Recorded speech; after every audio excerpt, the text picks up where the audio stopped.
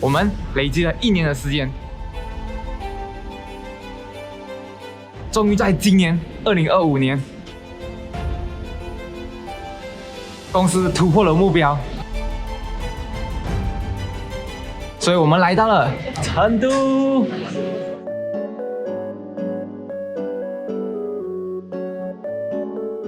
我们出发的时候正好赶上成都的冬天，平均气温在让人发抖的3到10度之间。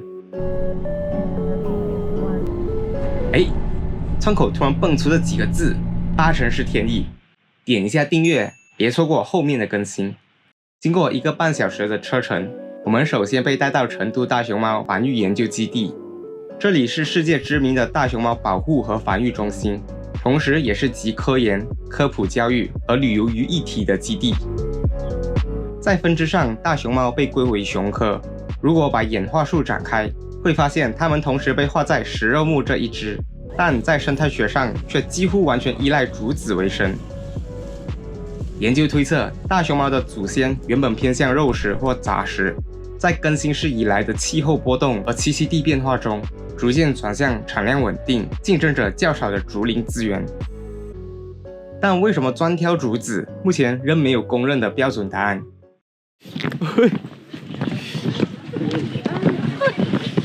Woi jatuh nanti hospital jauh。随后我们来到小熊猫园区。虽然名字带有熊猫，但小熊猫既不属于熊科，也不属于猫科，长相和大熊猫也几乎沾不上边。和大熊猫相似，小熊猫的主食也是竹子，但也会吃水果、昆虫、鸟蛋以及小型哺乳动物。Panda 这个名字最初指的就是小熊猫，后来由于两者都爱啃竹子，那只黑白的才被借名叫 Giant Panda。接下来我们被带到了一家有着悠长历史的清真川菜馆。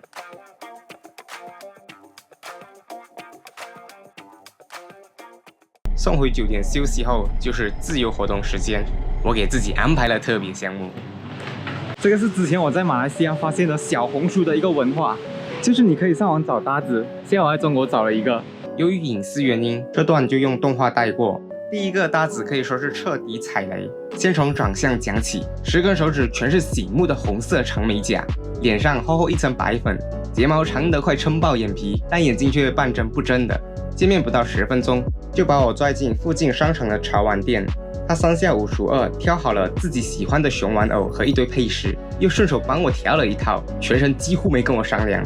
结账时还坚持要我买单，总价直接奔到600多人民币。我试着提议各付一半，毕竟我们认识还不到15分钟。他一口回绝，坚持自己1分钱都不出。最后我只好坚决说不，他才无奈把所有玩偶都放回架上。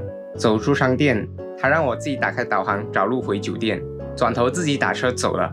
当时我的心情只有一个字：这大概是我在成都最难忘，同时也最离谱的20分钟了。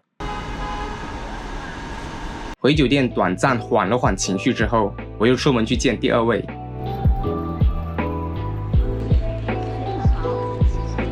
这家丫丫先记一下，之后会出场。和另一位搭子的见面在成都国金中心前面。见面前，我把刚刚那段离谱经历跟他简单说了一遍，他完全能理解，也赞同 AA 制。这一次，我们一起去附近的地下商城看了一场4D 电影，又在周边随便逛了逛，对话总算是有来有回的那一种。临走前，请他帮我在国金中心附近拍了张照片。总体来说，这一轮体验就比刚刚好太多了。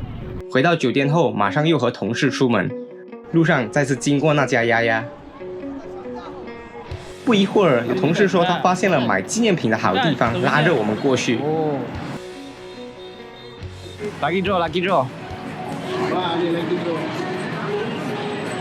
Kau borak ni orang sini. Kau pula beli draw dulu. Lagi draw。大概走了40分钟，前方出现了一家熟悉的店。Wah, aku rasa Yaya tercinta begitu. Panjang kita jalan ni, sampai pada itu start point.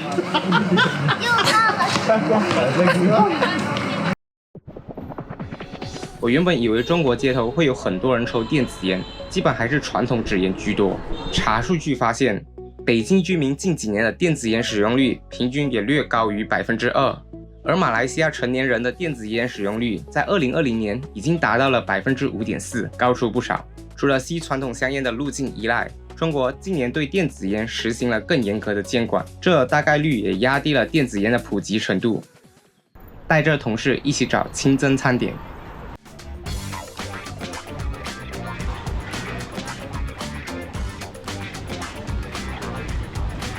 最后回酒店时，又碰见了丫丫。这就是我今天在成都的一整天，隔天要去黄龙，记得继续来看更新。我是榴莲，哟喽。